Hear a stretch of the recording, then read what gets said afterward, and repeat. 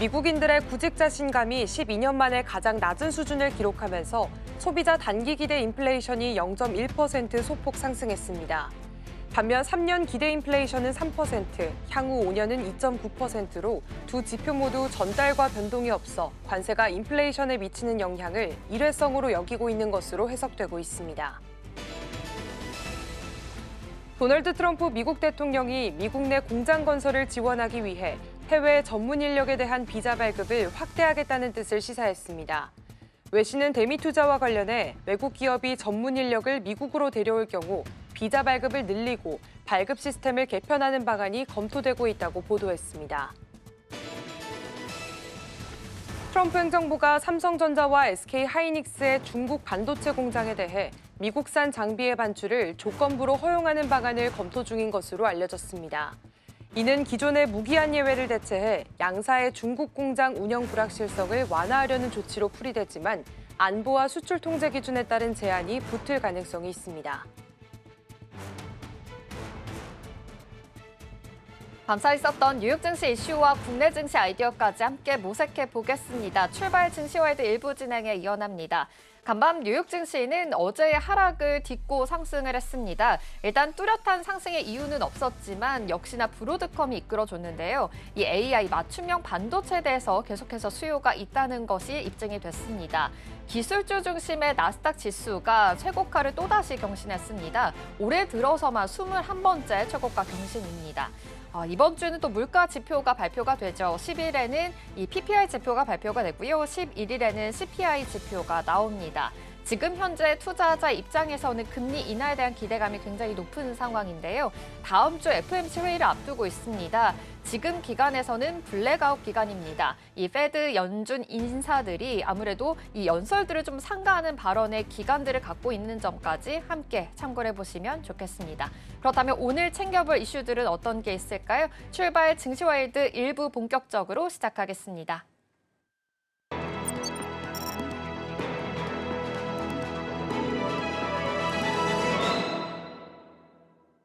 시장이 쏟아지는 수많은 정보 그 속에서 어떤 고민이 있는지 살펴보겠습니다. 댓글 답해주는 아나운서 전혜경 앵커와 함께하겠습니다. 어서 오십시오.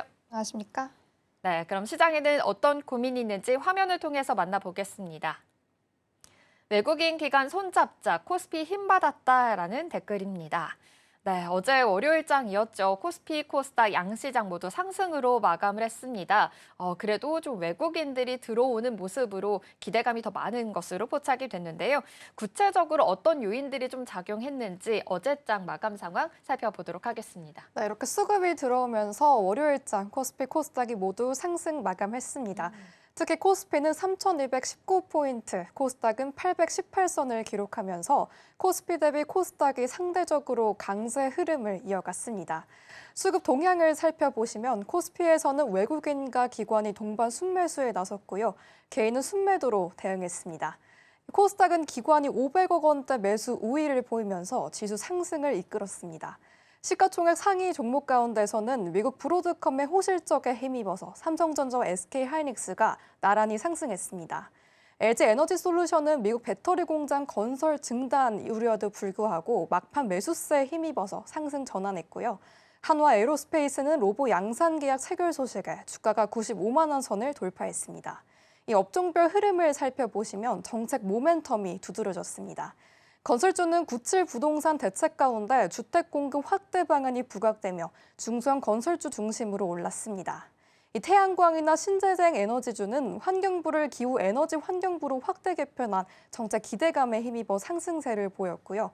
특히 조선 또 기자재는 신규 수주와 함께 업황 슈퍼사이클 전망 속에 강세를 이어갔습니다. 특히 대형 조선주의 밸류 부담이 커지면서 기자재주로 수급이 몰린 모습이었습니다.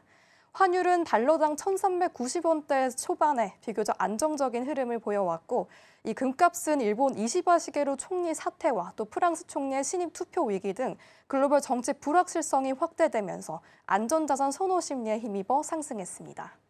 네, 이처럼 국내 증시는 수급과 정책 모멘텀 그리고 글로벌 불확실성 이슈들이 복합적으로 반영된 하루였습니다.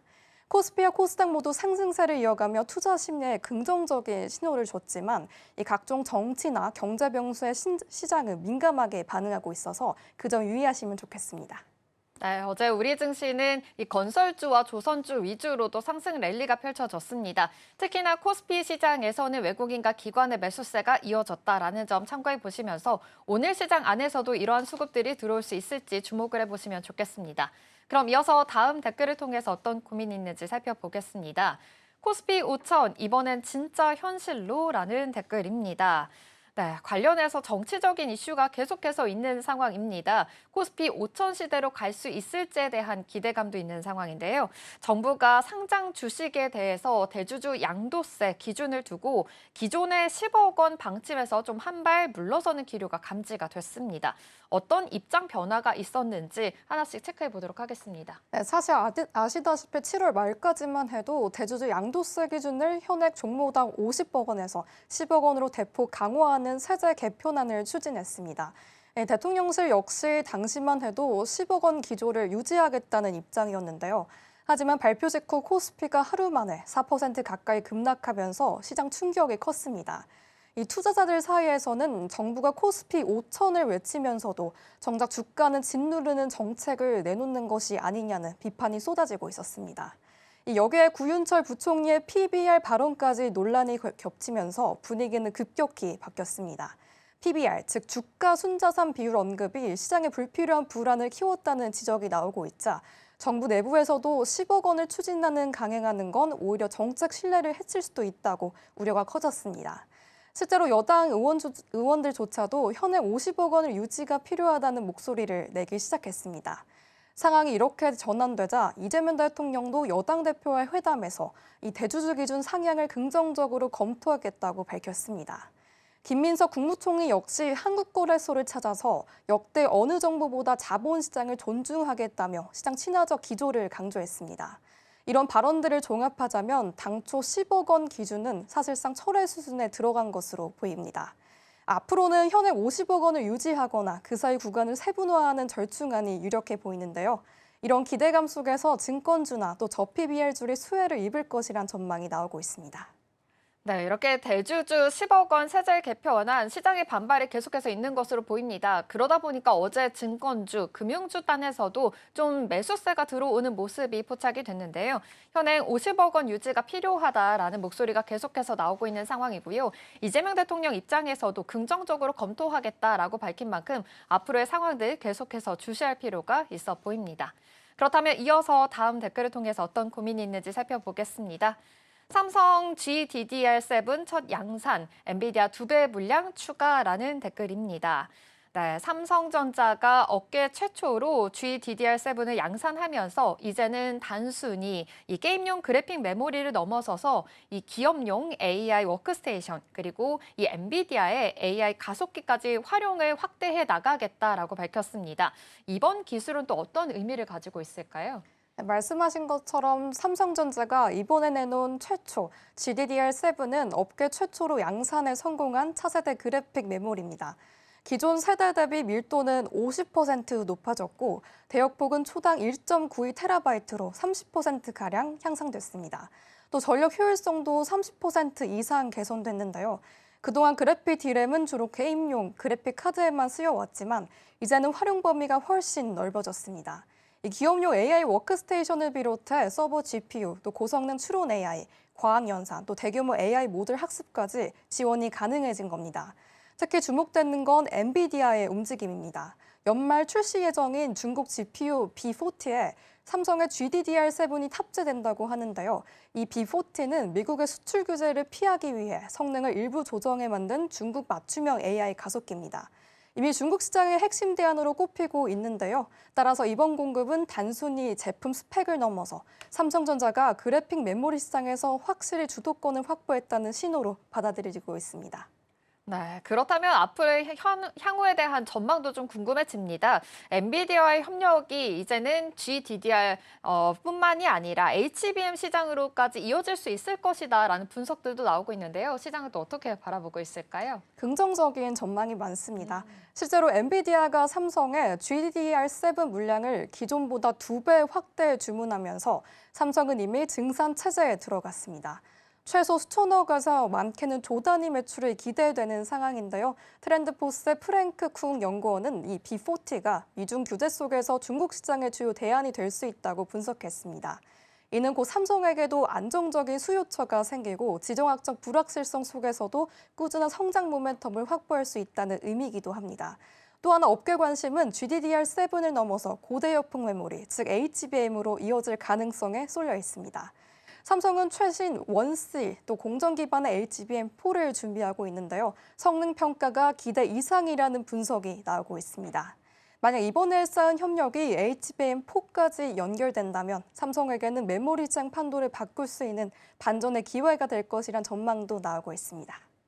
네, 지금 엔비디아가 삼성의 GDDR7 물량을 기존의 2배의 물량을 지금 확대한 상황입니다. 아무래도 주문이 더 늘어난 만큼 앞으로의 시장 판도가 바뀔 수도 있을 것이다라는 전망들도 나오고 있고요. 엔비디아 협력이 또 확대가 되면서 이 메모리 전략이 한층 더 힘을 받을 것으로 예상이 되고 있으니까요. 이 점까지 같이 포착해 보시면 좋겠습니다. 댓글 답해준 아나운서는 여기서 마무리하도록 하겠습니다. 전혜경 앵커와 함께했습니다. 고맙습니다.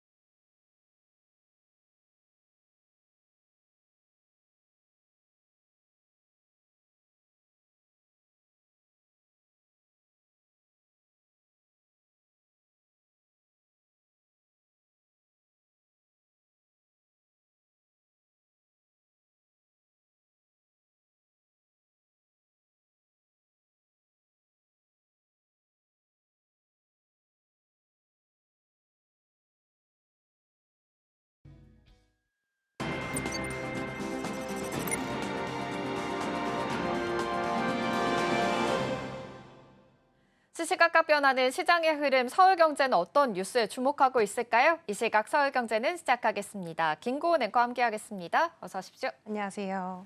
네, 그럼 서울경제가 어떤 뉴스에 주목하고 있는지 헤드라인 통해서 만나보겠습니다. 네, 세 가지 통해서 준비했습니다. 먼저 삼성 디스플레이 소식이고요. 두 번째로는 양극재 기업에 대한 실적 개선 기대가 더 높다는 사실까지 짚어보도록 하겠습니다. 마지막으로는 무비자 관광 관련돼서 유통가 소식까지 전해드리겠습니다.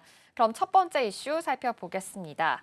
오늘 밤에 독일 미넨에서 세계 최대 규모의 모빌리티 전시회가 열리게 됩니다. 구체적으로 이 삼성 디스플레이가 이 자리에서 처음으로 공개하는 제품이 있는데요. 차량용 OLED 이 신기술을 발표한다고 합니다. 이번 기술이 어떤 기술인지 먼저 살펴보도록 하겠습니다. 네, 일단 삼성 디스플레이는 9일부터 14일까지 독일 미넨에서 열리는 IAA 모빌리티 2025에 참가를 합니다. 글로벌 패널 업체 중에서는 유일하게 이름을 올렸는데요. 일단 이번 전시의 핵심은 차세대 차량용 OLED 디지털 콕핏입니다. 쉽게 말해서 운전자와 동승자가 손이 닿는 곳마다 OLED 화면을 배치를 했습니다. 가장 주목을 받았던 건 무빙 클러스터 디스플레이인데요. 10.25인치 화면이 주행할 때는 계기판이 되다가 또 정차하면 대시보드 속으로 들어가서 공간을 넓혀줍니다. 또 조수석 앞에 34인치 대형 디스플레이에는 삼성 디스플레이만의 특허 기술인 플렉스 매직 픽셀이 적용이 됩니다. 이 기능은 조수석 승객이 영상을 보더라도 운전자는 시야 방해를 받지 않도록 한 겁니다. 또 AI와 연동을 해서 자율주행 모드일 때는 자동으로 작동하기도 하는데요. 삼성 디스플레이는 이러한 기술들을 통해서 단순한 화면을 넘어서서 차량 내부의 디자인과 또 사용 경험 전반을 바꿔보겠다는 메시지를 담았습니다. 네, 여기에 더해서 삼성 디스플레이가 이제 차량용 OLED 브랜드 출시 계획까지 내놓은 상황입니다. 지금 현재 중국 업체들이 계속해서 좀 빠르게 추격하고 있는 상황이기 때문에 삼성 디스플레이 입장에서는 어떠한 차별점을 내놓을지도 기대가 되는 상황입니다.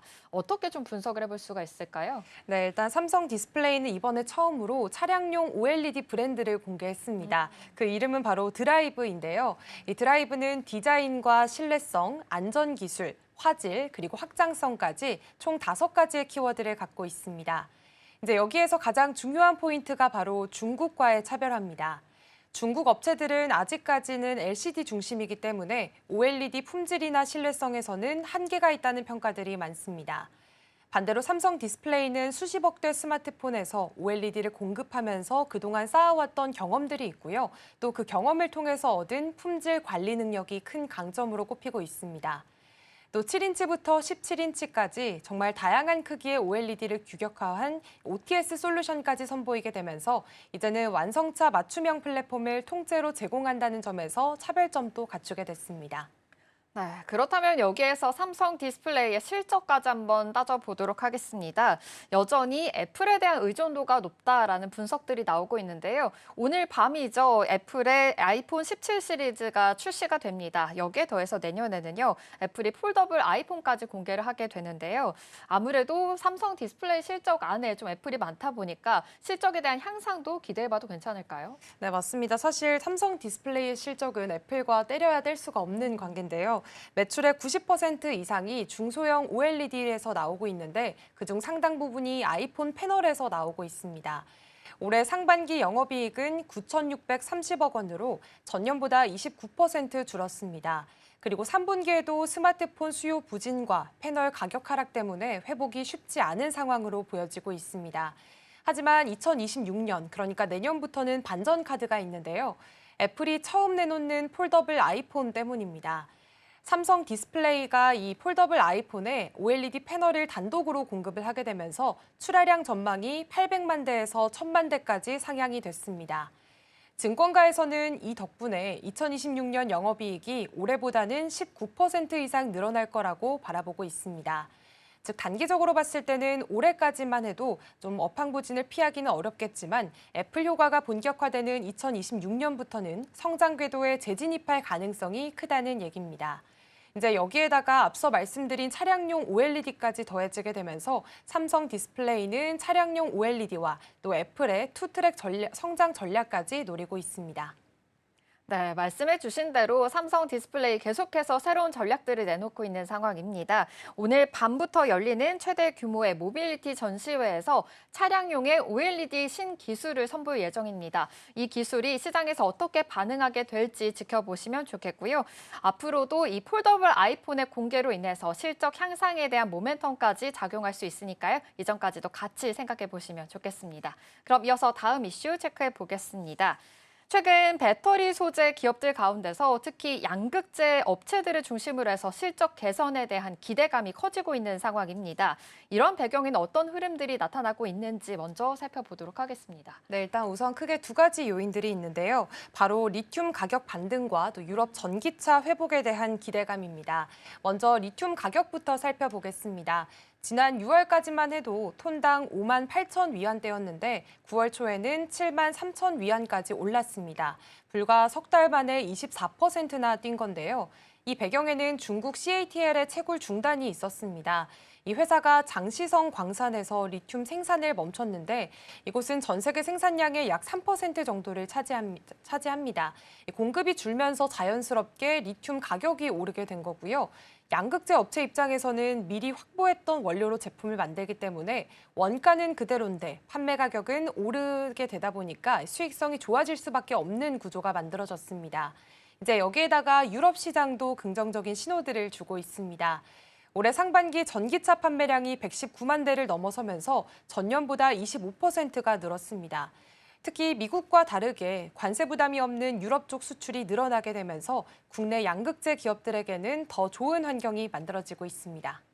네, 아무래도 리튬 가격에 대한 반등뿐만이 아니라 유럽차, 이 전기차에도 수요가 반등을 하면서 계속해서 양극재 부분에서는 전망이 더 좋아지고 있는 상황으로 포착이 되고 있습니다. 특히나 에코프로 BM이라든지 LNF 같은 이 양극재 기업들 이제는 흑자 전환할 수 있을 것이다라는 이야기까지 나오고 있는데요. 구체적으로 어떤 수준까지 올라갈 수 있을까요? 네, 지금 두 회사 모두 흐름이 조금씩 달라지고 있습니다. 먼저 에코프로비엠부터 살펴보시면 지난해 3분기에는 400억 원 넘는 적자를 냈습니다. 그런데 이제 올해 3분기 들어서는 영업이익 전망치가 450억 원으로 이제 예상이 되고 있는데요. 불과 한 달 전보다 이 예상치가 160% 이상 상향이 된 겁니다. 시장에서는 그렇기 때문에 올해 흑자 전환이 가능할 거다라고 보고 있는 상황입니다. LNF도 역시나 마찬가지인데요. 2023년 4분기부터 7분기 연속 적자를 이어왔습니다. 하지만 올해 3분기에는 48억 원 규모의 이런 흑자가 예상이 되고 있습니다. 즉, 업황 개선 효과가 실제 수치로도 나타나고 있다는 얘기입니다. 다만 양극재를 제외한 다른 소재들, 예를 들면 음극재나 동박, 그리고 분리막 같은 분야들은 중국발 공급 과잉이 여전히 심각한 상황입니다. 그래서 이제 전반적인 소재업계 실적 개선은 올해는 조금 이제 힘들고요. 내년 이후에나 가능할 거라는 전망들이 많은 상황입니다. 네, 그럼에도 불구하고 양극재 기업들의 이 실적 전망 계속해서 나아질 수 있을 것이다라는 기대감도 있으니까요. 이전까지 같이 생각을 해보시면 좋겠는데요. 최근에 글로벌 시장 입장에서는 LNF 양극재 수요가 또 빠르게 늘고 있습니다. 국내 기업들도 아무래도 같이 발맞춰서 좀 대응에 나서고 있다라는 점이 눈에 띕니다. 특히나 LNF 같은 경우에는 자회사를 좀 앞세워서 LNF 사업까지 확보해 나가겠다라는 전략으로 보이는데요. 구체적으로 어떤 움직임들이 있을까요? 네, 지금 요즘 LFP 양극재가 굉장히 많이 쓰이고 있습니다. LFP 양극재는 가격이 저렴하면서도 안정성도 높기 때문에 중저가 전기차나 ESS 시장에서 특히나 많이 쓰이고 있는데요. 최근 글로벌 전기차 시장에서 이 수요가 굉장히 급증을 하고 있습니다. LNF는 이런 흐름에 발맞춰서 최근에 LNF 플러스라는 100% 자회사를 세웠습니다. 이 회사는 대구 국가산업단지에 약 3,382억 원을 들여서요. 연간 6만 톤 규모의 LFP 양극재 공장을 짓고 있습니다. 이 공장은 2026년 상반기에 완공에 들어가서 이제 하반기에는 양산을 목표로 하고 있습니다. 지금 자금 조달도 순조롭게 진행이 되고 있는 상태인데요. 최근 BW 일반 공모 청약에서 400%가 넘는 경쟁률을 기록했습니다. 이 가운데 3천억 원 정도가 모였고 2천억 원 정도가 LFP 신사업에 직접적으로 투입이 될 예정입니다. 즉 LNF의 입장에는 이제 기존의 하이니켈 제품군에다가 이제는 LFP까지 더하게 되면서 제품 포트폴리오를 다변화하고 있다는 모습을 확인해 볼 수가 있겠고요. 이제는 중국에 치우친 공급망에서 벗어나서 글로벌 고객 수요에 대응하겠다는 그런 새로운 전략들을 세워나가고 있습니다. 네, 이렇게 최근에 양극재 기업들 지금 실적 개선에 대한 기대감을 키우고 있는 상황입니다. 여러 가지 기업들이 있죠. 먼저 에코프로비엠과 LNF 모두 흑자 전환을 할 수 있을 것이다라는 전망들도 나오고 있는 상황이고요. LNF 같은 경우에는 LFP 사업까지 본격화가 하면서 이제는 새로운 성장축을 준비하는 모습까지 포착이 되고 있습니다. 투자 아이디어 세워보실 때 참고해 보시면 좋겠고요. 하지만 업황 전체를 회복하기에는 아직까지 좀 시간이 필요할 수 있을 것이다라는 전망들도 나오고 있으니까요. 이런 분석 상황까지도 참고해 보시면 좋겠습니다. 그럼 이어서 다음 이슈 체크해 보겠습니다. 정부가 오는 29일부터 내년 6월 말까지 한시적으로 무비자 제도를 시행하기로 했습니다. 특히 중국인 단체 관광객, 이른바 유커라고 하죠. 이 유커들의 입국에 대한 문턱이 이제는 낮아지게 된 건데요. 그러다 보니 유통업계 전반적으로 좀 기대가 큰 상황으로 보입니다. 이번 조치 어떤 의미를 갖고 있는지부터 살펴보겠습니다. 네, 일단 이번 무비자 제도는 중국 단체 관광객을 다시 불러들이겠다라는 정부의 강한 신호로 해석이 되고 있습니다. 3명 이상이 함께 입국을 한다면 최대 15일 동안 한국 전역을 자유롭게 여행을 할 수가 있고요. 제주도는 한 달까지 체류가 가능합니다. 중국인 관광객은 한국 관광 산업의 큰 손으로 불려왔습니다. 2016년에는 800만 명 넘게 왔다가 사드 갈등과 코로나19 여파로 인해서 지난해에는 460만 명 수준까지 줄어들게 됐습니다. 이제 이번 조치로 인해서 관광객 유입 규모가 크게 늘게 된다면 면세점과 백화점 그리고 호텔과 외식업계까지 직접적인 매출 효과가 기대가 되는데요. 특히나 면세점은 매출의 70% 이상을 중국 관광객이 차지할 만큼 의존도가 큰 상황입니다. 그래서 신세계와 롯데, 신라 모두 중국 현지 파트너와 협력을 강화하면서 발빠르게 움직이고 있고요. 백화점도 외국인 매출 비중이 최근 빠르게 늘고 있기 때문에 이번 6호 기환을 좀 호재로 보고 있습니다. 이제 정부는 중국 단체 관광객 한시 무사증 제도 시행으로 인해서 좀 관광 산업 전반에 호재가 작용할 것으로 보고 있는데요. 이렇게 단체객 확대에 따른 경제 효과도 기대가 되고 있습니다. 앞서 한국은행은 중국인 단체 관광객이 100만 명이 늘다면 이제 국내 총 생산은 0.08%포인트 늘어날 것으로 추산한 바가 있습니다. 네, 좋습니다. 아무래도 중국인 관광객, 한국 이 쇼핑에 대해서는 굉장히 큰 손이다라고 불린 만큼 과거처럼 면세점에서의 싹쓸이 쇼핑까지 이어질 수 있을지가 좀 기대가 되고 있습니다. 그런데 요즘은 관광객들의 쇼핑 루트가 좀 달라졌다고 합니다. 그렇다면 유통업계에서는 구체적으로 좀 어떻게 준비하고 있는지 살펴볼까요? 네, 일단 예전에는 면세점이나 백화점에서 명품이나 화장품을 집중적으로 사는 모습이었습니다. 네. 하지만 요즘에는 소비 영역이 훨씬 넓어졌는데요. K-뷰티와 K-패션은 물론이고요. 생활 잡화나 편의점 상품까지 인기가 많아졌습니다. 실제로 올리브영은 외국인 매출이 26%를 넘었고요. 무신사 거래액의 27%는 중국인입니다.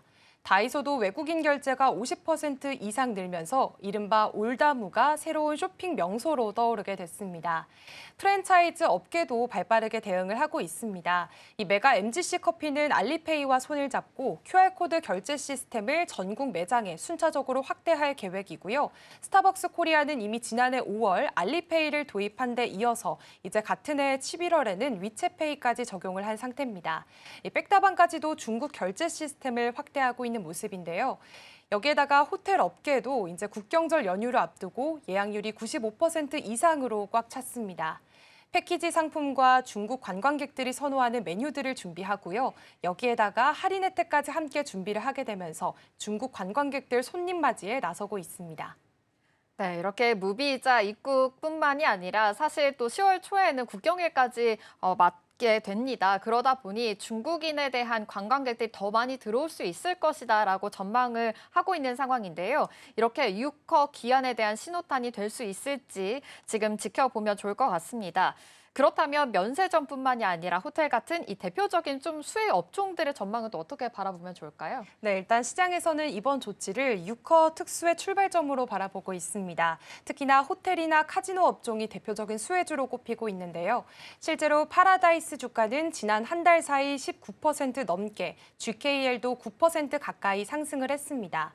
호텔 신라와 롯데 관광개발도 기대를 함께 받고 있습니다. 다만 이쪽 분야 같은 경우에는 물가와 숙박비 상승, 공항 임대료 부담 등으로 과거 같은 폭발적인 소비는 단기간에 어렵다라는 신중론도 나오고 있습니다. 그럼에도 업계에서는 이번 무비자 시행이 한중 관광 회복의 전환점이 될 거라고 기대를 하고 있고요. 10월 에이펙 정상회의와 맞물려서 중국인 방한 수요가 본격적으로 살아날 것으로 기대를 하고 있습니다. 네, 오는 29일부터 내년 6월 말까지 한시적 무비자 제도가 본격적으로 시행이 됩니다. 이 안에서 면세점, 백화점, 호텔 업계 전반적으로 좀 활기를 불어 넣을 수 있는 기회가 될 수 있을지 계속해서 주목을 해보시면 좋겠습니다. 이 시각 서울경제는 잠시 후에 또다시 찾아뵙도록 하겠습니다. 김고은 앵커와 함께했습니다. 고맙습니다. 고맙습니다.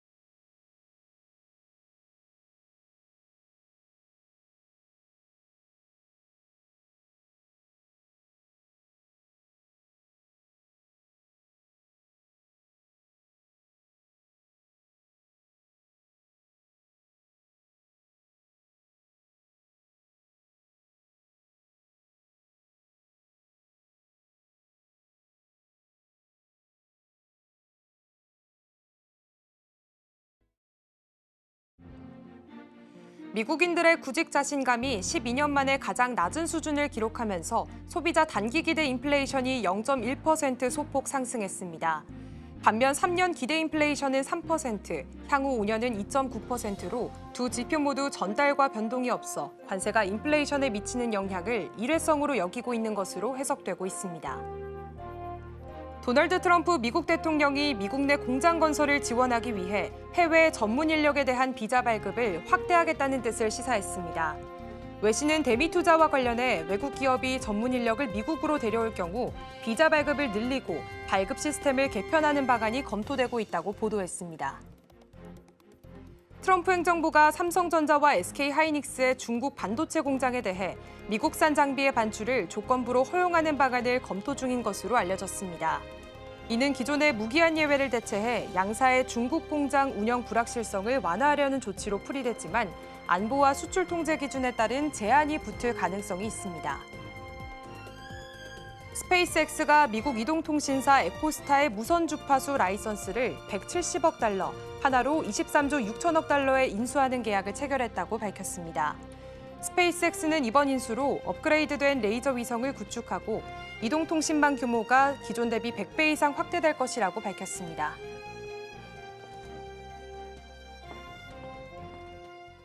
간밤 뉴욕 증시 마감 상황과 어제장 국내 증시 분위기까지 자세하게 짚어보겠습니다. 일단 어제 뉴욕 증시는 이 뚜렷한 상승에 대한 이유는 없었습니다. 그럼에도 불구하고 3대 지수 모두 상승으로 마감을 했는데요. 역시 AI에 대한 모멘텀은 계속해서 있는 것으로 포착이 되고 있습니다. 고용 둔화에 대한 우려감이 좀 있었죠. 역시 금리 인하에 대한 기대감이 더 커진 모습인데요. 다음 주에 FOMC 회의가 열리게 됩니다. 이번 주는 페드 인사들의 발언이 없는 블랙아웃 기간입니다. 이점까지 같이 참고해 보시면 좋겠습니다. 그렇다면 자세한 마감 상황 짚어보도록 하겠습니다. 네, 뉴욕 증시 3대 지수는 상승으로 마감을 했습니다. 뚜렷한 상승세는 없었지만 고용 둔화에 대해서는 어느 정도 좀 우려감이 잠재워졌다라는 점으로 확인해 볼 수가 있겠습니다. 기술주 중심의 나스닥 지수 0.45% 상승하면서 마감했습니다. 역시나 브로드컴, 기술주 전반적으로 좀 이끌어줬다라는 점 함께 체크를 해보시면 좋겠고요. S&P 500 지수는 0.21% 상승했습니다. 다우존스 지수 역시도 0.25% 상승하면서 전반적으로 그래도 훈풍이 다시금 깃들었다라는 점 함께 체크해 보시면 좋겠습니다. 그럼 이어서 체크해 볼까요?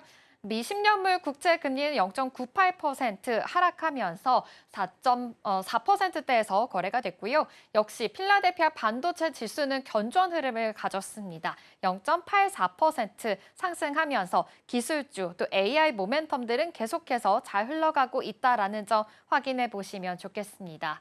WTI 국제 유가는 0.92% 상승했습니다. 배럴당 62달러 선에서 마감을 했는데요. 이 증산 규모 시장의 예상치보다 좀 더 낮게 나오면서 계속해서 유가적으로는 좀 흔들리는 모습이 나타났으니까요. 이 점까지 같이 생각해 보시면 좋겠습니다. 그렇다면 히트맵 통해서 전반적인 흐름이 어땠는지도 살펴보도록 하겠습니다. 그래도 3대 지수가 상승하고 있는 만큼 전반적인 AI 모멘텀을 받은 기업들은 좀 상승하는 랠리가 펼쳐졌습니다. 역시나 오늘도 브로드컴이 강세를 보였는데요. AI 맞춤형 칩 전문 업체죠. 이 실적에 대해서 서프라이즈가 나오면서 3.1% 오늘도 상승해주는 흐름이 가져졌습니다. 특히 100억 달러 규모의 신규 고객을 확보했다라는 소식과 함께 낙관론이 계속해서 불을 지피고 있는 상황이니까요. 함께 체크해 보시면 좋겠고요. AI 관련돼서 지출과 인프라 구축까지 강한 모멘텀이 이어지고 있다라는 분석가들의 발언들도 있었으니까요. 이 점까지 같이 생각해 보시면 좋겠습니다. 엔비디아는 오늘 다시 올라와 줬습니다. 0.77% 상승을 했는데요. 다만 목표 주가가 좀 하향이 된 소식이 있었습니다. 시티그룹에서는 목표가를 200달러로 하향 조정했으니까요. 이전까지 같이 포착을 해보시면 좋겠습니다. 역시나 경쟁에 대해서 계속해서 심화가 되고 있다라는 우려사항이 깃든 것으로 보입니다. 그렇다면 테슬라도 살펴볼까요? 테슬라는 1.27% 하락을 했습니다. 미국 내에서 전기차 시장에 대한 점유율이 이 8년 내 최저치까지 좀 떨어진 것이 아무래도 하락에 대해서 요인이 됐습니다. 또 향후에 일론 머스크와 AI 전략이 장기적인 방향성을 좀 좌우할 것이다라는 분석이 나왔으니까요. 어떠한 모멘텀으로 계속 흘러가게 될지는 계속 생각을 해보시면 좋을 것 같습니다. 이 밖에 가장 뚜렷하게 좀 약세를 보인 섹터가 있죠. 바로 통신업체들입니다. 지금 T모바일 같은 경우에는 3.9% 하락을 했고요. AT&T도 2.6% 내림세를 기록을 했습니다. 특히 통신업체들 에코스타가 무선 주파수를 스페이스X에 170억 달러에 매각했다라는 소식이 전해지면서 하방 압력이 조금 더 강했습니다. 전반적으로 좀 더 악재가 깃든 모습인데요. 특히나 스페이스X 같은 경우에는요, 이번 인수를 통해서 독립적으로 할 수 있는 발판을 좀 마련을 했다고 합니다. 이 T모바일과 협력을 해왔었는데 이제는 의존도를 낮출 가능성이 제기됐기 때문입니다. 이쪽으로 같은 통신사 업체들 계속해서 좀 투자 포인트 세우실 때 도움이 되셨으면 좋겠습니다. 그럼에도 불구하고 기술주 전반적으로 강세를 보인 만큼 이 나스닥 지수 연일 사상 최고가를 계속해서 경신하고 있다라는 소식까지 참고해 보시면서 뉴욕 증시 안에서의 수급 상황들도 함께 체크를 해봤습니다. 그렇다면 어제 우리 증시의 분위기는 어땠는지도 같이 살펴보도록 하겠습니다. 먼저 코스피 지수부터 확인해 볼까요? 네, 어제 코스피는 0.45% 상승하면서 마감했습니다. 3,219포인트 선에서 머물렀었는데요. 역시 3,200포인트 위로 올라오면서 그래도 이 위에서 지금 이 박스권에서 조금은 탈피하려는 모습들이 나타나고 있으니까요. 함께 포착해 보시면 좋겠습니다. 그 이유도 한번 수급을 통해서 살펴보겠습니다. 수급이 잘 나왔기 때문입니다. 외국인과 기관에서 그래도 쌍끌이 매수세가 좀 이어지고 있다는 점에서는 긍정적인 모멘텀이 있는데요. 특히나 외인과 기관에서는 SK하이닉스에 집중 매수를 한 점이 더 포착이 됐습니다. 반도체 업황에 대한 개선에 대한 기대감도 있으니까요. 이 점까지 같이 생각을 해보시면 좋겠습니다. 그렇다면 시가총액 상위 종목 1위부터 5위 살펴보도록 하겠습니다. 어제 반도체 투톱의 흐름, 상승 흐름을 가졌습니다. 특히나 외국인과 기관의 매수세가 가장 많이 몰렸던 SK하이닉스 1.28% 상승하면서 마감을 했으니까요. 함께 체크해 보시면 좋겠고요. LG에너지솔루션은 0.15% 상승, 삼성바이오로직스도 소폭이지만 상승불 켜주면서 마감을 했습니다. 어제 하나 에어로스페이스가 좀 시세를 뿜어줬습니다. 3.37% 강한 상승 흐름을 가졌는데요. 이 방산 수주에 대한 모멘텀이 계속해서 있는 것으로 포착이 되고 있습니다. 이 방산 부분에서의 매출이 연간 9조 원을 웃돌 것이다라는 이야기가 나오고 있고요. 증가세가 이어지고 있다는 긍정적인 이야기가 나오고 있습니다. 또 중장기적으로 항공 엔진뿐만이 아니라 우주 부분에서 새로운 성장축으로 부각될 수 있다라는 평가까지 나오고 있으니까요. 이쪽으로의 수주 포인트들도 함께 체크해 보시면 좋겠습니다. 그렇다면 6위부터 10위도 살펴보겠습니다. 네. 6위부터 10위에서는 아무래도 좀 더 하락하는 기업들이 많았습니다. 현대차, 기아 연일 계속 좀 하락세 보이고 있죠. 박스권에서 계속 지지부진하게 흘러가고 있다는 점 체크해 보시면 좋겠고요. KB금융 같은 경우에는 1.75% 하락했습니다. 세제 개편안에 대해서 지금 대주주 양도세가 어떻게 찍히게 될지에 따라서 이 금융주, 지주사 쪽으로의 모멘텀들이 바뀔 수가 있으니까요. 이 점까지 같이 포착해 보시면 좋겠습니다. 그렇다면 코스닥의 분위기는 어땠는지 살펴보겠습니다. 코스닥 지수 확인해 보겠습니다. 네, 코스닥은 0.89% 상승하면서 마감했습니다. 818포인트 선이었는데요. 수급 상황도 바로 체크해 보겠습니다. 네, 코스닥 수급에서는 기관만이 좀 사들이는 모습이었습니다. 외국인과 개인은 좀 같이 쌍끌이 매도가 이어졌었는데요. 기관에서도 역시나 좀 바이오 쪽으로 매수세가 이어진 것까지 함께 포착해 보시면 좋겠습니다. 그렇다면 시가총액 상위 종목 1위부터 5위 살펴보겠습니다. 네, 어제 알테오젠 0.53% 상승하면서 마감했는데요. 일단 파마리서치가 굉장히 큰 폭으로 상승했습니다. 7%의 급등 흐름을 가졌는데요. 다크호스로 등장을 했죠. 역대 최대 수준의 분기 실적이 나올 것이다라는 전망이 함께 나왔기 때문입니다. 사실 이 파마 리서치 리쥬란으로 굉장히 유명하죠. 리쥬란 맞으러 한국 여행 온다라는 이야기가 나온 만큼 이 점으로 계속 좀 모멘텀 받아가는 모습이고요. 특히나 이제는 시가총액 3위에 자리 잡았습니다. 이런 미용기기 관련된 주가 흐름들이 굉장히 좋아질 것으로 예측이 되고 있고요. 이 10월 들어서 이제 무비자 관련돼서 중국 관광객뿐만이 아니라 국경절을 맞이한 만큼 이러한 이슈들, 유커들의 상징까지 나올 수가 있으니까요. 이 점까지도 같이 덩달아서 생각해 보시면 좋겠습니다. 어제 펩트로는 좀 큰 폭으로 하락을 했습니다. 4%대 하락을 했습니다. 이어서 다음 6위부터 10위도 체크해 보도록 하겠습니다. 어제 바이오 종목들 좀 연일 그래도 상승 흐름, 기대감이 있었는데요. 어제 장에선 좀 미끄러지는 양상이 나타났습니다. 리가켄바이오도 0.26%, ABL바이오도 2.6%, HL도 4%좀 낙폭을 그렸는데요. 바이오주 안에서도 순환매가 계속해서 돌고 있는 상황이니까요. 어떤 모멘텀을 가질 수 있는지 계속 체크를 해보시면 좋겠습니다. 삼천단 제약 또한 0.5% 하락하면서 마감했습니다. 이렇게 바이오 종목들 어제는 수급 상황에서는 뚜렷한 매수세가 들어오지 않았지만 이 바이오 종목 안에서의 이슈는 계속해서 있는 상황입니다. 이번 주뿐만이 아니라 하반기에 바이오 관련된 일정들이 굉장히 많이 나와 있는 상황인데요. 오늘 섹터, 더 클로즈업 해볼 섹터는 바로 바이오 종목입니다. 네, 보시는 것처럼 세계 폐암학회가 지금 현재 열리고 있기 때문입니다. 스페인 바르셀로나에서는요, 이 세계 폐암학회 WCLC가 열리고 있습니다. 6일부터 시작을 해서 현지 시간 9일까지 열리게 되는데요.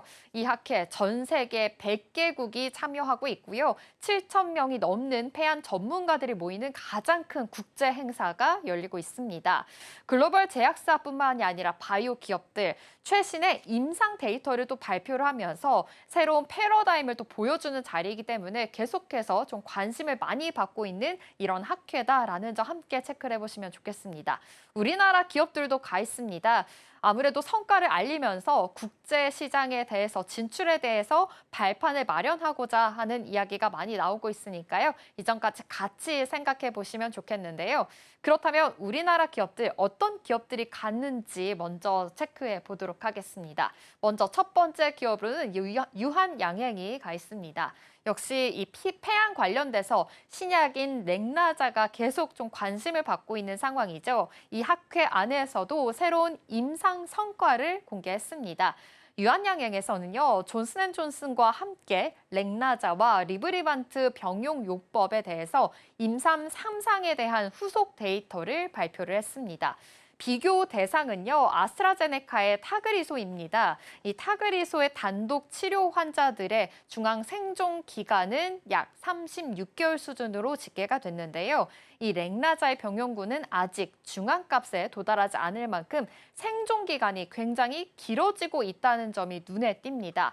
더 크게 눈에 띄는 지표도 있었습니다. 바로 생존율이 60%, 기존의 타그리소 단독군보다 51%나 확실히 높게 나타났다는 점에서 이 생존에 대한 기간이 길어질수록 이 유한양에 대해서는 주가 흐름들이 더 좋아질 수 있으니까요. 이 점까지 같이 생각을 해보시면 좋겠습니다. 특히나 무진행 생존 기간이 더 늘었습니다. 이 암이 재발하지 않고 버틴 기간 역시 23개월인데요. 단독 군보다 약 6개월이 더 길어진 겁니다. 여기에 더해서 렉나자의 병용은요, 아무래도 내성 억제 효과뿐만이 아니라 우위를 보였다라는 점에서 더 강조가 됐습니다. 돌연변이에 따라서도 사실 좀 암에 대해서 계속 좀 발생하는 효과가 달라질 수 있죠. 그런데 이 돌연변이에 대한 내성 발생을 크게 줄였다고 합니다. 환자가 더 오랜 기간 치료 효과를 유지할 수 있도록 노력하고 있다라는 점에서 더 큰 폭으로 상승하고 있는 상황이고요. 제형 부분에서도 부작용이 굉장히 줄었다라는 점에서 눈에 띕니다. 리브리반트가 이 피하 주사 형태로 개발이 되면서 기존의 정맥 주사 대비해서 부작용이 더 줄었고요. 투여에 대한 편의성은 더 높였다라는 점에서 긍정적으로 평가가 되고 있습니다. 그렇다면 정리를 해보자면 아무래도 렉나자 병용은요, 생존 기간을 더 늘리게 되고요. 내성은 억제하면서 편의성까지 강화했다라는 점에서 향후에 폐암 치료에 대해서는 중요한 대안으로 자리 잡을 가능성이 더 커졌으니까요. 함께 체크해 보시면 좋겠고요. 유양양행 안에서의 여러 가지 이야기들, 그다음에 성과까지 확실하게 내놓았다라는 점에서 긍정적인 모멘텀들이 있으니까요. 오늘 시장 안에서의 주가 흐름들은 어떻게 찍히게 될지 주목을 해보시면 좋겠습니다. 그렇다면 다음 참여하는 기업도 살펴볼까요? 리가캠 바이오입니다. 리가캠 바이오에서도 연구 성과가 발표가 됐습니다. 시칸5를 겨냥해서요. 차세대 항체, 약물 적합체 연구 발표가 나온 겁니다. 이 물질은요, 이 기존의 시가캠5에 대해서 표적 약물과는 달리 좀 혈액에 떠다니는 단백질에는 결합하지 않았고요. 암세포에만 선택적으로 결합을 해서 치료 효과를 높인 것이 특징이라고 합니다. 실험 결과도 잘 나왔습니다. 내재화 능력뿐만이 아니라 항종양 효능까지 뛰어났고요. 동물 모델에서도 우수한 성과를 입증했다고 합니다. 특히나 리가캠 안에서 베스트 클래스 잠재력을 더 세우겠다라는 목표까지 나오고 있고요. 계열 내에서 최고 약물이 될 수 있다라는 자신감까지 모인 사항입니다.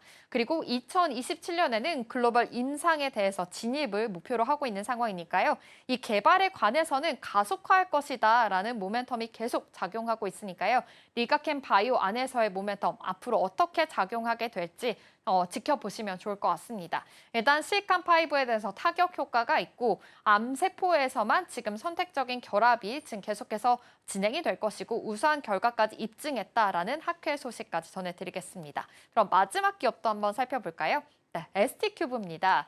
이 ST큐브에서는 BTN1A1, 이 단백질을 타깃으로 해서요, 면역 항암에 대한 전략을 발표했습니다. 종양에 대한 환경에서 면역세포 안에서 활동을 좀 억제하는 단백질인데요. 이를 차단하게 되면 반응하지 않았던 환자들에게도 새로운 치료에 대한 옵션이 될 수 있다고 합니다. 아무래도 계속해서 좀 발현이 되고 있는 환자에게는 생존 기간이 더 늘게 만드는 게 더 큰 효과를 볼 수가 있겠죠. 실제 이 발현이 증가하는 현상에서도 기존의 항암제를 맞은 다음에 이렇게 BTN 관련돼서 발현이 증가하는 현상들도 확인이 됐다고 합니다.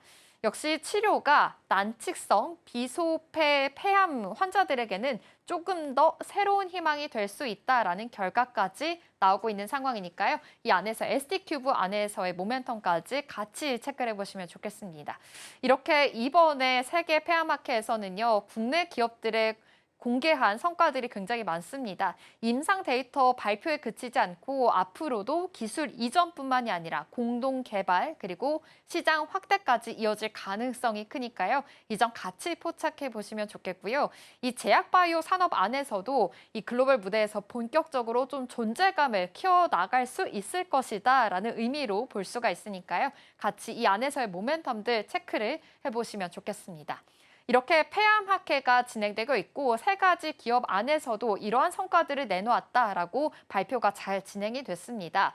이렇게 폐암학회를 시작으로 해서요, 하반기에도 줄줄이 국제학회가 예정이 되어 있습니다. 지금 9월 폐암학회 진행뿐만이 아니라 10월에는요, 유럽의 종양학회가 진행이 되고요. 또 국제암학술회의까지 진행이 됩니다. 참여하는 기업들도 나열해봤습니다. 한미약품뿐만이 아니라 리가캠바이오, GI 이노베이션, 역시나 한미약품이 함께 참여할 예정이다라는 점 함께 체크해보시면 좋겠습니다. 11월과 12월도 있습니다. 역시 샌디에고에서도 열리게 되는데요. 이 안에서도 동아 ST까지 어떠한 성과를 내게 될지 지켜보시면 좋겠고요. 12월에서도 혈액과 관련된 학회뿐만이 아니라 면역 항암에 대한 학술 대회까지 계속해서 이뤄질 예정이니까요. 참여 기업들에 대해서 성과에 따라서도 모멘텀이 굉장히 달라질 수 있습니다. 이 점까지 같이 포착을 해보시면 좋겠습니다. 그렇다면 다음 장도 한번 확인해 볼까요? 네, 역시 바이오 종목 안에서 좀 종목들 순환매가 계속 밝혀지고 있죠. 지금 대형 제약 바이오 종목들 삼성 바이오로직스뿐만이 아니라 셀트리온, 유황양해까지 이번에 학회에 참여한 유황양해 소식까지 전해드렸습니다. 같이 모멘텀 세워보시면 좋겠고요. 요즘 시장 안에서는 CDMO에 대한 섹터가 더 크게 부각이 되고 있는 상황입니다. 역시 SK 바이오사이언스뿐만이 아니라 삼성 바이오로직스도 이 안에 들어갈 수 있겠고요. LG 화학까지 모멘텀 같이 받아갈 수 있으니까요. 이 점 CDMO 시장 안에서의 움직임들 확인해 보시면 좋겠습니다. 그다음에 중견 바이오 기업뿐만이 아니라 신약 개발과 원료 생산, 진단까지의 모멘텀 함께 생각해 보시면서요. 코로나19가 또 같이 발생했을 때 요즘 환자가 또 늘고 있다라는 소식이 들려올 때마다 이러한 섹터들의 종목들의 움직임이 또 나타날 수 있으니까요. 같이 생각해서 투자 아이디어 세워보시면 좋겠습니다. 그럼 지금까지 마켓 클로즈업이었습니다.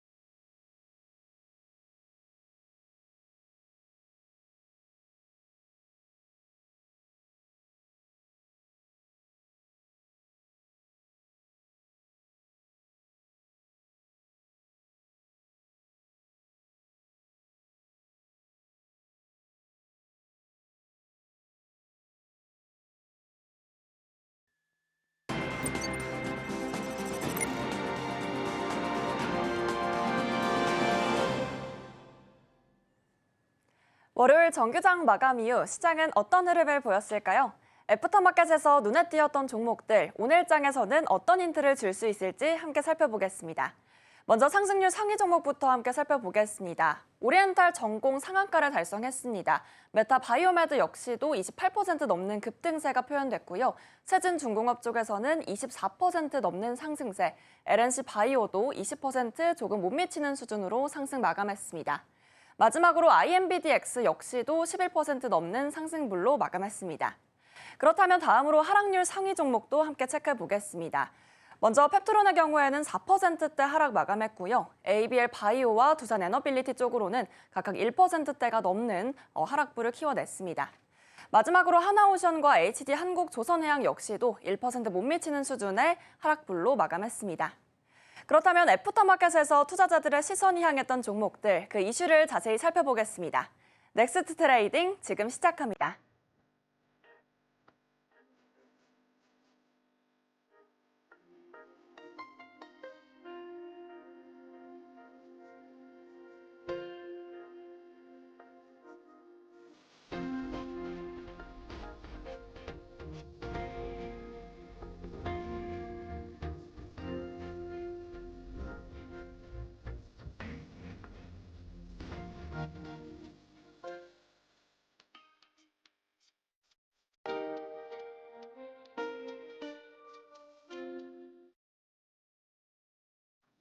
네, 어제장 애프터마켓에서 특징적인 흐름 보인 종목들 하나씩 짚어보겠습니다. 먼저 첫 번째 종목입니다. 유한양행부터 짚어보겠습니다. 어제 애프터마켓에서 주가가 3% 넘게 상승을 했는데요. 어떤 이유 때문에 이렇게 주가가 움직인 건지 먼저 체크해보겠습니다. 네, 먼저 유한양행의 경우 이 자사가 개발한 폐암 치료제 렉라자와 그리고 존슨앤드존슨의 리브리반트 병용요법 임상 결과가 또 긍정적으로 발표가 됐습니다. 그렇기 때문에 주가에도 긍정적인 영향을 미친 건데요. 특히나 이번 결과는 EGFR 변이를 가진 비소 세포 폐암 환자를 대상으로 진행된 글로벌 3상 임상시험, 즉 마리포사 연구에서 나왔습니다. 경쟁 약물로 쓰이는 아스트라제네카의 타그리소와 직접적으로 비교해봤을 때 이 병용요법에 대해서 살펴보면 사실 후천적인 내성 반응을 크게 억제하는 효과를 보였습니다. 특히나 오시머티닙 치료군에서는 이 MET 증폭 내성 발병률이 13%에 그쳤던 반면 병용요법군은 3%에 그쳤고 또 EGFR 2차 변이도 기존 8%에서 1%가량으로 낮아지는 등 특히나 확연한 차이를 보이기도 했습니다. 또한 환자들이 치료 중간에 내성 때문에 약을 중단하는 비율도 줄었고요. 또 장기간 병용을 유지한 환자들에게서는 내성 자체가 또 거의 나타나진 않았습니다. 네, 좋습니다. 역시나 제가 그 전에 브리핑에서도 전해드렸다시피 지금 현재 스페인에서는 세계 폐암학회가 열리고 있습니다. 유한양행에서 여러 가지 성과들을 내놓으면서 애프터마켓에서도 이 반응을 해줬다라는 점 함께 체크해 보시면 좋겠는데요. 그렇다면 구체적으로 어떤 점에서 시장의 주목을 좀 받았을까요? 아무래도 가장 큰 의미는 이 생존 기간에 대해서 장기적으로도 개선할 수 있다라는 점입니다. 구체적으로 이 존슨앤존슨은 이번 분석에서 병용요법을 적용할 경우에 화학요법을 쓰지 않고도 환자의 생존 기간을 4년 이상 끌어올릴 수 있다고 밝혔는데요. 이는 기존 타그리소 단독요법 대비해서 1년 이상 더 연장된 수치라고 보시면 될 것 같습니다. 즉 내성 억제를 통해 질병의 진행 속도를 근본적으로 늦출 수 있다는 점이 확인됐다는 건데요. 전문가들은 이번 결과로 인해 이 티로신 키나제 억제제 단독요법의 한계가 앞으로 분명해졌다라고 평가하고 있습니다. 특히나 로열 마스덴 병원의 산재 이포파트 교수는 이 병용요법이 EGFR, 또 MET 매개 내성을 줄이고요. 더 강력한 초기 반응을 제공한다는 점에서 큰 진전을 가질 수 있다. 이렇게 설명을 이었습니다. 투자자 입장에서는 유한양행이 이 글로벌 제약사와 함께 임상을 진행했다는 점에서 의미 있는 데이터를 확보했다. 이 사실만으로도 사실은 신약에 대한 가치와 또 상업적인 가능성이 재평가될 수 있다. 이런 계기로도 확인이 됩니다. 네. 유한양행은 지금 렉나자의 이런 결과, 가치에 대해서 다시 한번 좀 입증하는 효과를 가지게 됐습니다. 글로벌 신약 경쟁에서 앞으로도 입지를 더 넓혀 나갈 수 있을지 계속 지켜보시면 좋겠고요. 또 후속 데이터뿐만이 아니라 상업화 과정에서도 어떤 흐름으로 작용하게 될지까지 눈여겨보시면 좋겠습니다. 그럼 이어서 다음 종목 체크해 보겠습니다. 한국전력입니다. 어제 애프터마켓에서 오름세를 보였는데요. 독일 MR과 협업 소식들이 같이 전해졌습니다. 어떤 협력인지 먼저 살펴보겠습니다. 네, 말씀해주신 것처럼 이 한국전력은 독일의 MR과 또 전력설비 예방 진단 솔루션 공동 개발, 이 사업화를 위한 양해 각서를 체결했습니다. 이번 협력의 경우 한전이 자체 개발한 세다 기술과 또 MR의 진단 시스템, 그리고 183개국에 이르는 고객 네트워크를 결합해서 앞으로 글로벌 시장을 공략하겠다는 내용을 담았는데요.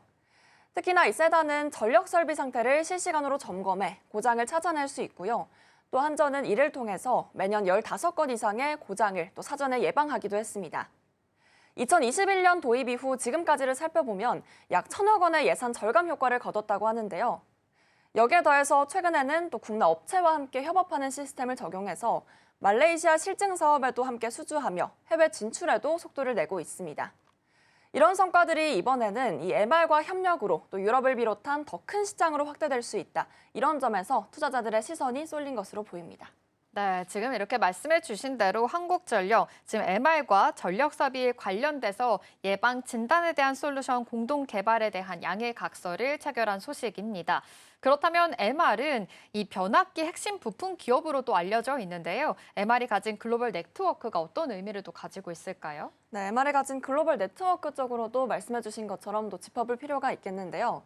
이 MR은 이 변압기 전압 조정 장치 분야의 또 글로벌 리더로서 전 세계 183개국의 고객의 네트워크를 현재 보유하고 있는 상황입니다.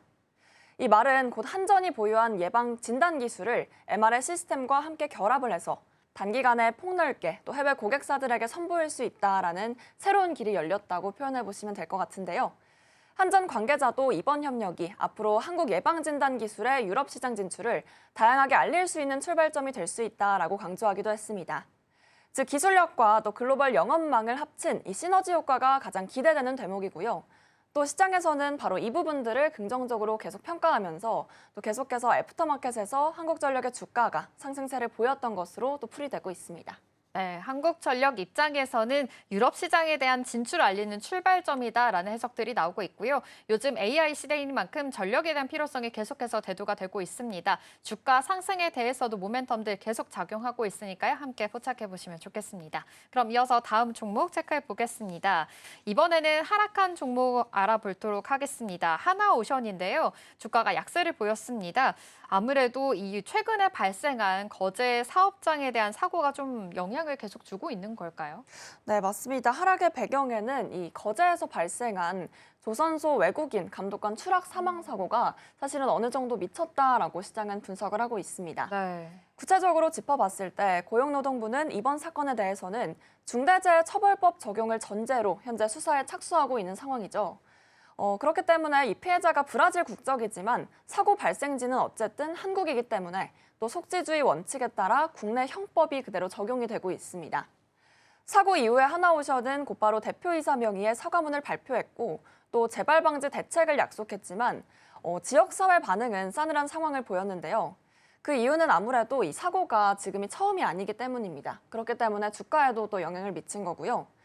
지난해에만 부산고용노동청이 감독에서 1,600건이 넘는 지적이 나왔을 정도로 안전과 보건체계의 허점이 또 강하게 드러나 있었습니다. 즉 전사적으로 안전을 강화하겠다는 발표에도 불구하고 계속해서 비슷한 사고가 반복되면서 또 투자자 입장에서는 기업의 관리 역량과 신뢰성에 본격적인 의문을 제기했다. 이렇게 보셔도 좋겠습니다. 네, 이렇게 비슷한 사고가 좀 반복이 되면서 투자자들의 심리 또한 흔들리고 있는 것으로 포착이 되고 있습니다. 이렇게 안전사고 문제, 지금 하나그룹 차원에서의 노동환경 논란까지 지금 번지고 있다라는 이야기까지 나오고 있는데요. 이런 부분도 어떻게 해석하면 좋을까요? 단순히 이런 안전 문제를 넘어서서 또 그룹 차원으로 봐야 될 필요가 있겠는데요. 이 조선소 현장의 안전 문제를 뿐만이 아니라 이 그룹 전반의 노동 관행과 연결된다는 점이 특히나 중요한 포인트가 되겠습니다. 먼저 하나오션은 현재도 과거 노조 파업과 관련해 470억 원대 손해배상 소송을 이어가고 있고요. 또 다른 계열사인 한화에어로스페이스에서도 금속 노조 소속 직원 차별 문제가 지속적으로 제기가 되고 있었습니다. 이 노동계에서는 하나그룹의 열악한 처우와 또 노조에 대한 탄압 문제를 반복해왔다. 이런 비판을 받아가고 있고요. 여기에 더해서 지역사회와의 관계도 또 부정적으로 평가받는 부분들이 역시나 존재하게 되겠습니다. 아무래도 이 하나그룹은 조선과 방산 분야 호황에 힘입은 상태인데 경남 지역에서 사실을 빠르게 확장했지만 지역에 대한 기여도가 조금 낮고요. 또 교류가 부족하다는 지적도 함께 받아가고 있습니다. 정치권에서는 지역을 대표하는 기업으로도 자리를 잡았지만 지역사회에 대한 공헌은 아직까지 부족하다. 이런 목소리가 나오고 있는데요. 여기에 더해서 또 투자자의 시각도 함께 살펴보자면 아무래도 실적은 조선과 방산을 중심으로 견고하게 나올 수 있지만 이런 사회적 논란과 또 반복되는 안전사고가 이어진다면 기업에 대한 이미지 그리고 신뢰도 등 직접적인 리스크로 작용할 수밖에 없다라는 인식도 함께 보여지고 있습니다. 특히나 이번 정부가 중대재해처벌법에 대해서 언급을 계속해서 하가면서 단순히 도덕적 비난을 넘어 법적 그리고 재무적 부담까지 가능성을 가진 상황이고요. 결국 시장은 이번 사고를 단순히 일회성 사고에만 그치는 것이 아니라 나아가서 기업 체질의 개선에 또 필요성을 구체적으로 드러내고 있다. 이런 구조적인 이슈로 보시면 될 것 같습니다. 네, 지금 하나오션 입장에서는 지금 반복되는 사고뿐만이 아니라 그룹 전반으로 이어지는 이 노동 환경에 대한 논란까지 번지고 있는 그런 상황입니다. 실적에 대해서 계속 좀 기대감은 있는 상황이었기 때문에 상반기에 주도주로서 같이 작용하고 있는데요. 지금 현재는 투심을 좀 잃은 모습으로 체크가 되고 있습니다. 얼마나 빠르고 좀 확실하게 신뢰를 다시금 회복할 수 있을지가 중요한 관건이 될 수 있으니까요. 이 점까지 같이 생각해 보시면 좋겠습니다. 넥스 트레이딩은 여기서 마치도록 하겠습니다. 김민 앵커와 함께했습니다. 고맙습니다.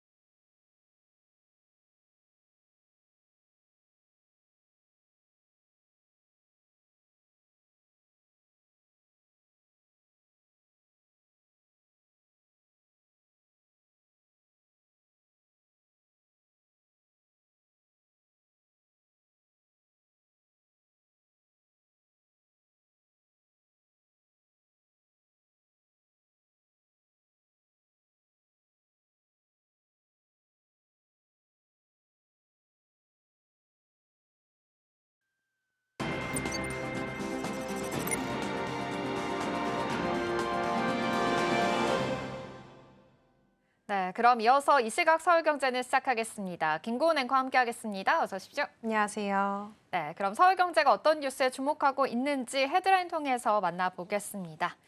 네, 역시 세 가지로 준비했습니다. 먼저는 이 삼성 M&A 관련된 소식이고요. 두 번째로는 이 미중 신냉전에 관련된 이 고려한 소식까지 전해드리겠습니다. 마지막으로는 바이오 소식까지 준비했습니다. 그럼 이어서 첫 번째 이슈 살펴보겠습니다.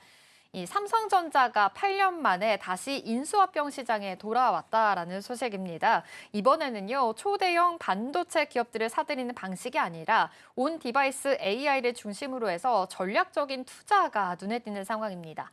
이 삼성의 M&A 전략 어떤 상황인지 살펴보도록 하겠습니다. 네, 지금 삼성의 초점은 이제 온디바이스 AI의 생태계에 좀 맞춰져 있습니다. 앞으로는 서버를 거치지 않고 기기 자체에서 AI를 실행하는 흐름이 본격화될 텐데요. 이 시장에서는 강력한 하드웨어 플랫폼을 가진 기업이 굉장히 유리합니다. 그래서 삼성은 한 방의 초대형 인수 대신에 이제는 기술력 있는 스타트업이나 소재, 부품, 장비 업체를 골라내는 방식을 선택을 하고 있습니다. 최근 행보를 보시면 그 방향이 뚜렷하게 보이고 있습니다. 미국의 디지털 헬스케어 기업인 젤스를 올해 인수를 해서 웨어러블 기기에서 얻은 건강 데이터를 서비스와 연결을 하고 있고요. 또 영국의 오디오 명가 바워스 앤 윌킨스를 품어서 스마트폰과 TV 같은 주력 제품의 프리미엄 가치를 끌어올렸습니다. 겉으로 봤을 때는 서로 다른 산업들을 인수하는 것 아니냐 하는 것처럼 보일 수가 있겠지만요. 결국 삼성의 목표는 하나라고 볼 수가 있겠습니다. 스마트폰과 가전, 웨어러블, 그리고 스마트홈을 하나의 AI 플랫폼으로 묶는 건데요. 결국 소프트웨어에만 의존을 하는 게 아니라 이제는 하드웨어까지 통합 주도권을 잡겠다는 큰 그림을 그려나가고 있습니다. 네, 말씀해 주신 대로 지금 현재 삼성의 초점은 온 디바이스 AI에 맞춰져 있다라는 점 함께 체크를 해보시면 좋겠습니다. 그동안 시장에서는 좀 이 삼성의 반도체 빅딜 가능성에 관심이 또 많은 상황이었었는데요. 차량용 반도체뿐만이 아니라 팹리스 인수까지도 많은 이야기들이 나왔습니다. 그런데 지금은 좀 방향을 바꿨다라고도 볼 수 있겠는데 반도체 부분에서는 어떤 전략을 또 사용하고 있는 걸까요? 네, 사실 시장이 그동안 기대해왔던 이런 초대형 반도체 인수는 사실상 삼성은 지금 접은 상태입니다. 인수 비용이 수십조 원대에 이르고요. 각국의 규제 문턱도 너무 높기 때문에 성공 가능성이 현저히 낮았습니다. 그래서 지금 삼성은 전략을 바꿔나가고 있는데요. 핵심 소재나 부품 장비 기업에 지분 투자를 하는 형식입니다. 차세대 반도체 공정에 꼭 필요한 기술을 안정적으로 확보를 하고 협력사와 공동 개발을 통해서 연구 속도를 끌어올리겠다는 겁니다. 이제 이 방식은 단순한 공급망 관리 차원을 넘어서서요. 메모리 부분에서는 초격차를 유지하고 또 파운드리에서는 TSMC를 추격할 동력을 만드는 기반이 됐습니다. 또 이렇게 구축한 소부장 네트워크는 삼성 파운드리 생태계의 매력도를 더욱더 높여나가고 있습니다. 결국에는 더 많은 글로벌 팹리스 고객을 삼성 쪽으로 끌어올 수 있는 효과로 이어지게 되는데요. 즉 이제는 위험이 큰 단발성 빅딜보다는 여러 건의 전략적인 투자를 통해서 안정성과 성장 동력을 동시에 챙기겠다는 게 삼성의 판단으로 보입니다. 네, 삼성 입장에서는 이 초대형 반도체 인수 대신에 이제는 이 전략을 바꿔서 핵심 소부장 기업들의 지분 투자를 하면서 파운드리 경쟁력을 더 넓혀 나가겠다라는 시그널로 보입니다. 최근에는 일본의 히타치의 이 백색 가전 부문의 인수설까지 나오면서 시장의 관심을 좀 끌어들이기도 했었는데요. 삼성의 이런 M&A 전략들 좀 다방면에서 확장이 되고 있는 상황인 것 같습니다. 앞으로 어떻게 좀 기대해 볼 수가 있을까요? 네, 지금 삼성의 전략은 크게 두 가지 축으로 정리를 해볼 수가 있겠습니다. 먼저 하나는 스마트폰과 가전을 아우르는 온디바이스 AI 플랫폼 구축이 되겠고요. 또 다른 하나는 이를 뒷받침할 수 있는 반도체 생태계 강화를 꼽고 있습니다. 삼성은 이미 하만 인수로 인해서 전장 사업을 키웠고요. 또 젤스 같은 기업들을 인수하면서 삼성전자의 방향성을 계속해서 보여주고 있습니다. 무엇보다 지금 삼성은 100조 원이 넘는 현금을 확보해 두고 있습니다. 그렇기 때문에 언제든지 추가 투자에 나설 수 있는 체력도 갖춘 상태인데요. 그래서 이번에 M&A 재개가 앞으로 10년간의 삼성의 경쟁력을 결정할 수 있는 큰 그림이라는 평가들이 나오고 있습니다. 또 최근에서 계속해서 거론되고 있는 히타치 백색가전 인수설도 같은 맥락으로 보시면 되겠습니다. 이제 만약 성사가 된다면 그동안 문이 닫혔던 일본 내수 시장에 다시 들어갈 수 있고요. 프리미엄 시장 공략의 교두보를 만드는 효과도 가질 수가 있겠습니다. 품질의 까다로운 일본 소비자층을 설득하게 된다면 이제 삼성 브랜드의 글로벌 위상은 앞으로 더 높아질 수가 있습니다. 즉 삼성은 이제는 이제 전략적인 M&A와 투자를 통해서 퍼즐을 맞춰 나가고 있는 모습들을 보여주고 있는데요. AI와 반도체 그리고 가전까지 연결하는 통합 생태계를 완성하게 된다면 삼성의 중장기적인 성장 전망은 한층 더 밝아질 것으로 보입니다. 네, 삼성은 이제 전략적인 투자를 통해서 AI 모멘텀 그리고 반도체와 가전까지 좀 통합적인 생태계를 만들어 나가겠다라는 포부로 보입니다. AI 시대 중심의 기업으로 도약하겠다라는 목표까지 가지고 있는 상황이니까요. 함께 체크해 보시면 좋겠습니다. 그럼 이어서 다음 이슈 알아보겠습니다. 최근 고려 아연이 단순한 재련 회사를 넘어서서 만보적인 좀 가치 측면에서 바라보고 있는 것으로 보입니다. 미중 갈등이 격화되고 있는 흐름과 맞물려 있다라고도 해석이 되고 있는 상황인데요. 어떤 이유 때문에 이렇게 중요한 기업으로 평가되고 있는지 살펴보겠습니다. 네, 지금 고려아연은 세계 시장에서 차지하는 비중이 워낙 큽니다. 우선 정제아연 같은 경우에는 1년에 82만 톤을 생산을 하면서 세계 생산량의 6%를 고려아연이 담당을 하고 있고요. 또 스마트폰 화면이나 TV, 광섬유에 쓰이는 인듐 같은 경우에도 전 세계 물량의 11%를 고려아연이 만들고 있습니다. 문제는 이 광물들의 최대 생산국이 중국이라는 점입니다. 중국이 언제든지 수출을 제한하거나 무기화할 수 있다는 우려가 있는 만큼 고려아연이 공급하고 있는 물량들은 그 자체로도 전략적 가치로 인정을 받고 있는데요. 실제로 지난달 한미 정상회담 직후에 미국의 최대 방산업체 로키드 마틴이 고려아연과 게르마늄 공급 협약을 맺었습니다. 이에 따라서 울산 온산제련소에는 1,400억 원을 투자해서 2027년부터는 고순도 게르마늄을 생산할 계획인데요. 여기에다가 이제 중국이 안티모니 수출을 막게 되자 고려아연이 올해는 100톤, 내년에는 240톤을 미국에 순차적으로 공급을 하기로 했습니다. 지금은 또 LG 에너지솔루션에도 배터리 핵심 원료를 납품을 하고 있습니다. 그렇기 때문에 이제는 단순한 제조 기업을 넘어서서 글로벌 공급망의 핵심 축으로 자리매김하고 있다는 모습도 살펴볼 수가 있습니다. 네, 고려 아연은 여러 나라 또 여러 기업에 지금 납품을 하고 있다라는 소식까지 전해드렸습니다. 아무래도 안보적인 가치 측면에서 계속해서 주목을 받고 있다라는 점 기억해 보시면 좋겠습니다. 이뿐만이 아니라 고려 아연은 재무적으로도 계속해서 좀 대단한 기록을 내고 있는 상황인데요. 거의 25년 동안 한 번도 적자를 낸 적이 없다고 합니다. 이렇게 성과가 좋았던 이유가 또 있을까요? 네, 일단 고려아연이 2000년 1분기부터 또 올해 2분기까지 지금 무려 102분기 연속 흑자를 이어왔습니다. 국내 500대 기업 중에서도 단 8곳만이 가진 기록이고요. 비철금속 업계에서는 사실상 유일합니다. 이렇게 좀 실적이 좋았던 이유는 사업을 한쪽에만 의존하지 않았다는 데 있습니다. 아연이나 연, 구리 같은 기초금속은 물론이고요. 금과 은 같은 귀금속, 그리고 최근에는 게르마늄과 안티모니 같은 이런 전략 광물들까지 포트폴리오를 계속해서 넓혀왔습니다. 실제로 올해 6월부터는 안티모니를 미국에 새롭게 수출을 하기 시작했고요. 2027년 가동을 목표로 해서 게르마늄 공장도 짓고 있는 상황입니다. 이제 여기에다가 배터리용 니켈을 생산할 수 있는 올인원 니켈 재련소도 추진을 하고 있는데요. 폐배터리나 태양광 패널을 재활용하는 자원순환 사업도 본격화를 하고 있습니다. 이렇게 지금 사업을 굉장히 다각화하려는 노력을 보이고 있는데 특히나 미국 자회사인 페달포인트가 IT 자산이나 태양광 폐패널을 재활용해서 금과 은, 구리 등을 회수하고 있는 사업을 하고 있습니다. 그리고 이 사업으로 인해서 올해 상반기에 첫 흑자를 냈던 기록도 있습니다. 결국에 고려아연은 특정 금속 하나에만 기대는 대신에 이제 이렇게 다양한 광물들을 묶어내게 되면서 안정적으로 수익을 지금까지 이어왔고요. 이런 다각화 전략으로 인해서 25년 가까운 무적의 흑자 행진을 가능하게 했습니다. 네, 지금 고려한 입장에서는 아연과 연, 구리 같은 기초 금속은 물론이고요. 기금속뿐만이 아니라 전략 광물까지 좀 포트폴리오를 계속해서 확장해 나가고 있는 상황입니다. 이렇게 걱정이 없는 상황에서도 우려할 부분들은 있습니다. 사실 작년부터 계속해서 경영권 분쟁이 좀 이어졌었죠. 재무 구조가 좀 흔들리고 있다라는 지적까지도 나오고 있는 상황입니다. 고려아연 앞으로의 방향에서 어떻게 좀 기대해 볼 수가 있을까요?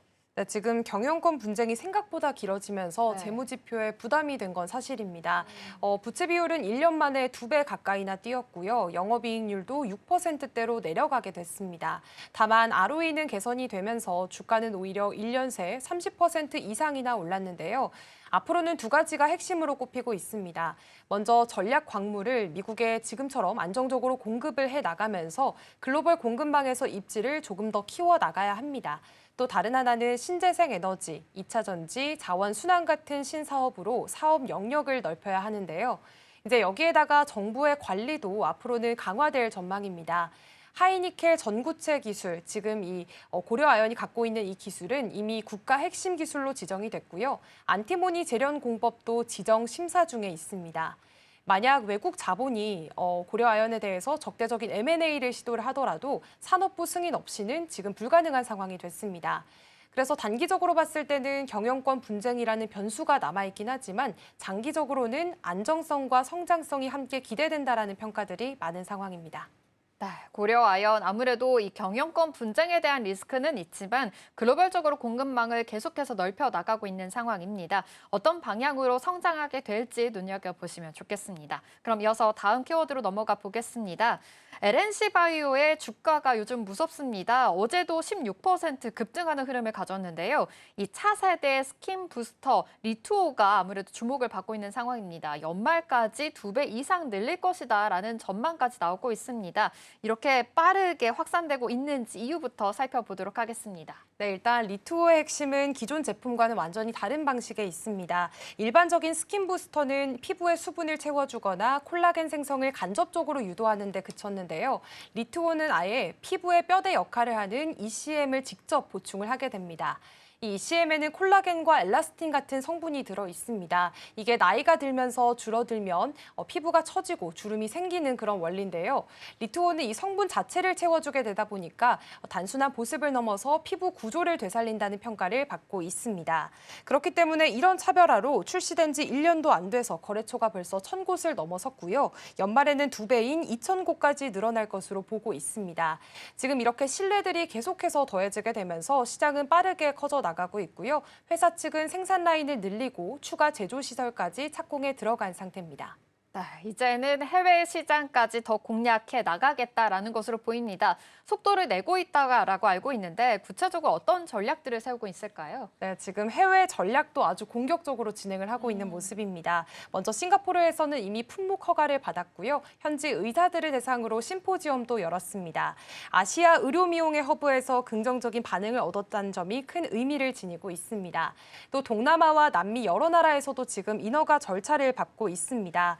LNC 바이오는 지금 중국에도 허가를 준비 중에 있는데요. 이미 다른 제품으로 허가를 받았던 경험이 있기 때문에 중국에서도 진출 가능성이 높다라는 평가가 나오고 있습니다.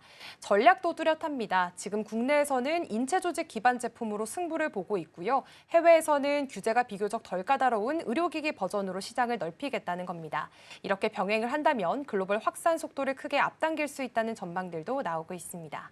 네, 그러다 보니까 주가에서도 크게 반영이 됐습니다. 장기간 좀 이어졌던 박스권을 깨고 이제는 급등세를 보이고 있는 양상인데요.